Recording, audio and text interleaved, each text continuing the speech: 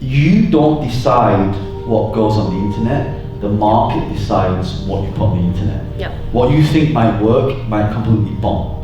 So now the question is, how do we know what's going to succeed before we even create it?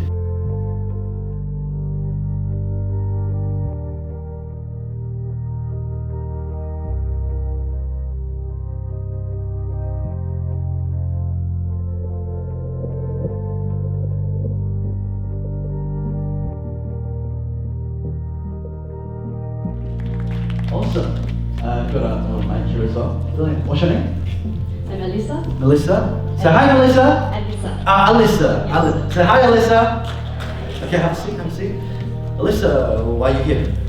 I have two daughters, and the kids nowadays they are very interested to be a kid YouTuber. Okay. So I think there are opportunities for me to help to make them success.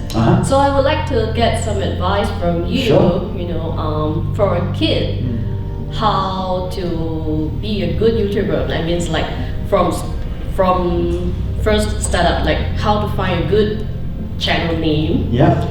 What is the key context for their videos? Yeah. And what are the key elements for the kids so that she could be successful? How old are your kids?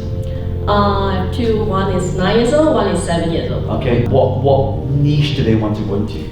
Okay, for now, because from what they have seen, they always like to do the how to make slime, that kind of video. But I think after attending what you have said yesterday, maybe from what I could advise them and really go in and help them is maybe I could help them to go in and really find a good context for them to do. So for now, I was thinking, because they're growing up, so they are now also into some kind of like fashion, beauty, that kind of thing. So I think it's kind of good area in that because it's still new. I mean, I'm not sure about overseas, but for Malaysia, I'm sure it's very new. So I think there are some opportunities there which I could help them. So. Okay. You don't decide what goes on the internet. The market decides what you put on the internet. What you think might work might completely bomb. So now the question is, how do we know what's going to succeed before we even create it? Brilliant. Your name is? Mary, Irene, pleasure to meet you. Have a seat, have a seat.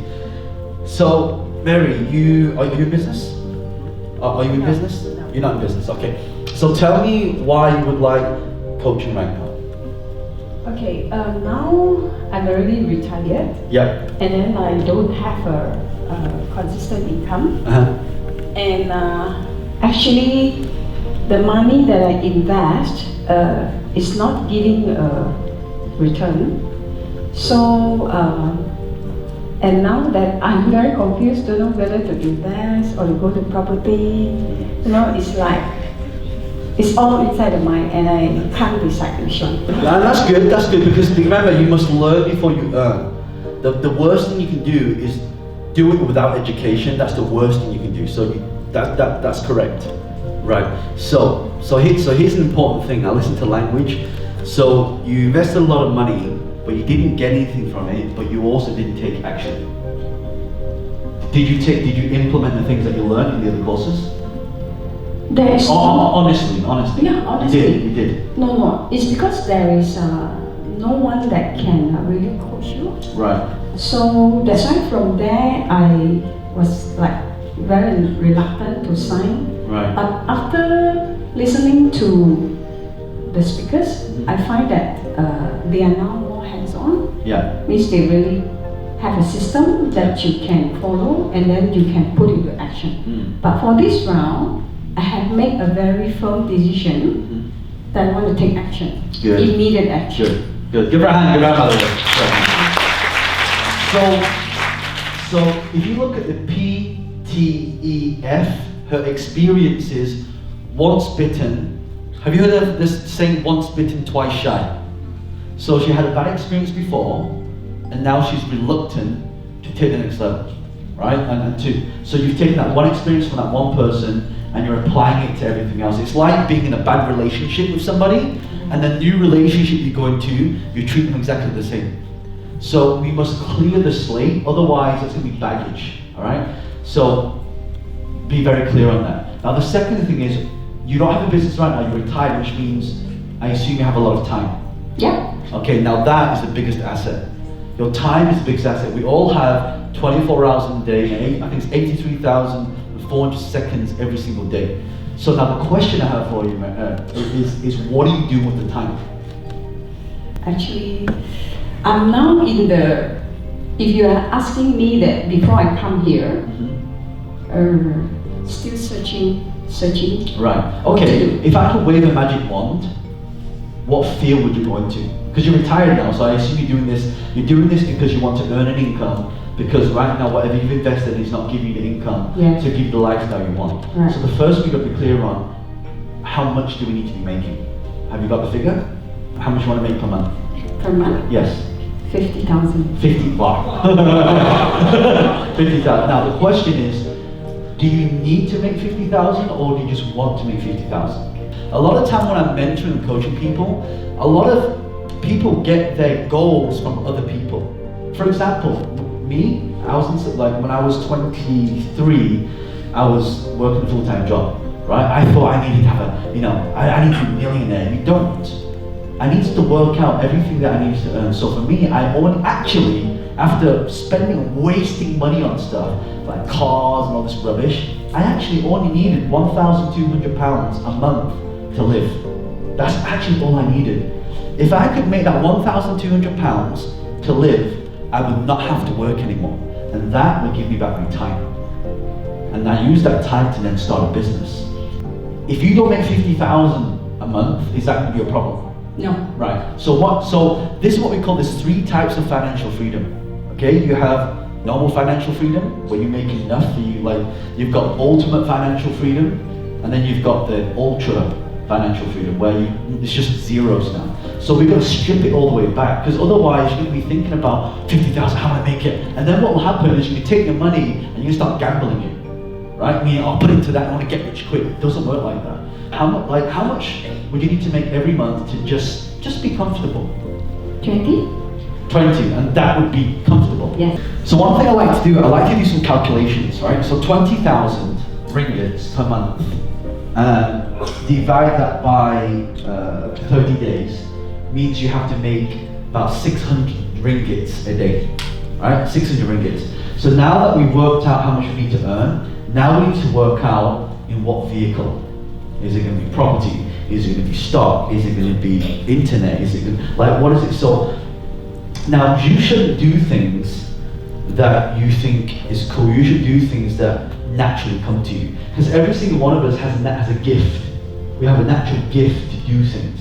So what's your natural gift? What do you love to, like, what do you love, what do you do every day with your time? Honestly. It's a big question. Actually, my passion is actually speaking, sharing. Speaking, sharing, okay, Yeah, good. that's my passion. And speaking, sharing about what? Sharing my experiences. Of? How to live life peacefully and happily. Okay. Are you happy? If I don't think about the money, I am. Okay. Right. It's not about money. It is really about happiness. Do you know I have friends who are multi-millionaires that are not happy, right? So now we're not, her attention and focus is on money when it should be on purpose and happiness. So let me ask everybody here. Okay, I can give you $1 million a month and you're miserable, you're stressed, you're losing hair, you're getting fat, right? Or I give you 200,000 a month and you don't have the stress, you're relaxed, and now you have all the time in the world. Which would you prefer? 200,000. So now it's not about money, now it's about lifestyle. You understand? So, and this is where we have to get clear on things. Otherwise, if you start thinking about making 50,000, you'll start making wrong decisions, and then you'll be rushing, and then you're going to be impatient. Yes. Am I right or something? Yes. Candy, have a seat. Thank you. So, Candy, Why are you here? Okay, I want to learn something new, especially on the passive income. Yeah. Because I have a full-time job. Yeah. So you work in a full-time job? Yes, currently. What do you do? I'm the IT manager. IT manager. Yeah. Okay, so you're very busy then. Yep. Yeah. Okay. Actually, I'm holding two positions, IT and corporate affairs. Right. So, do you know the figure that you need to make? I haven't really calculated it. Right. You see, this is the problem. How do you know how much money you want to make if you don't calculate it? Because now, and that's an example of kicking a ball around the football pitch with no goalposts. You're going to keep running around. I just have a rough figure there, but I haven't come up with a detailed one. Right. Okay. So let's be specific. So, do you want to make the passive income to pay for the fees, yes, or do you want it for something else? Pay for the fees. Pay for the fees. Okay. So, how much it costs to pay for the fees then? Actually, every quarter I have to pay 100,000. 100,000. So, every quarter, 4 quarters. Yes. 400,000, right? Yes. So 400,000. Divide that by 12. It's actually 33,333, not 20,000. So she was 60% off. Do you see the importance of this? You've got to be specific. It's not whether it's a right or the wrong goal. The fact is, you need to make 33,000 to pay for those fees. Do you see what I mean? Yeah. So now you have no choice. Okay. You have to pay for it. Either it's coming out of your pocket or it's coming out of the business you do on the side. So now the question is, 33,000 per month, so call it 34,000 per month, ringgits, right? Yes. So this is a sizable amount. Now, what's your plans for doing that? What plans do you have for doing that? So this is an interesting point.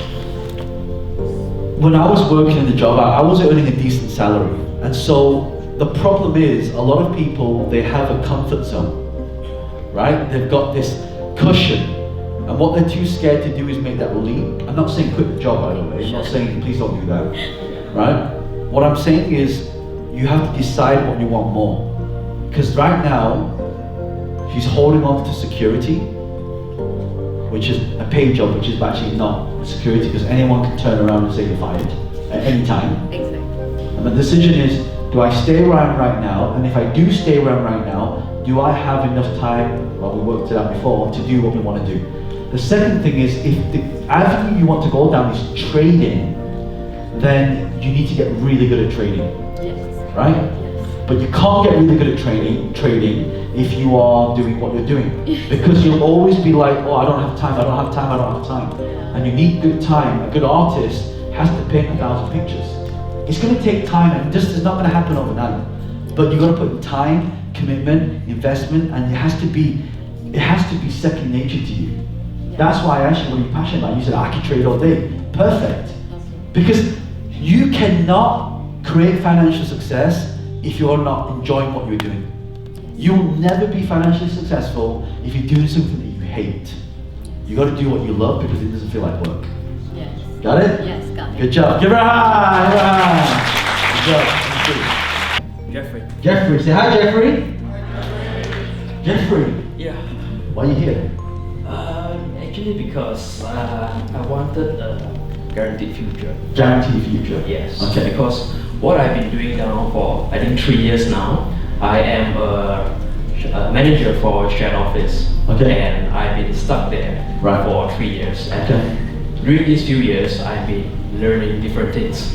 Like recently, 6 months ago, I just took up a digital marketing course, and then I just started designing websites. Right. And recently, I just got a client. Okay, good. So, Give a hand, very good. Good job. Yeah. and also I help companies to do advertisements also. Yeah. I just secured my first customer for that as well. Okay. But at this moment of time, I'm feeling a bit lack of time. Okay. And because website takes a lot of time, and even advertising takes a lot of my time. Right. So even with like 2 customers, I feel like maybe that's my limit. So Right. I don't know how can I get to maximize my time and get more earnings from that. So this is my problem. Can I do an exercise with you? Sure. Let me do an exercise with you. Alright. So, how many hours do we have in a day? How many hours? 24 hours. Okay. You work in a full-time job? Yeah. And how many hours do you work in your job? 9 to 6. 9 to 6. So what? 8 hours? Yeah. Okay. So 24 minus 8. So you have 16 hours. How many hours do you sleep? About 6. 6. Sounds good. 6. Yeah. Okay. Minus 6. You have 10 hours left. What are you doing these 10 hours? Most of the time. Honestly, what are you doing these 10 hours?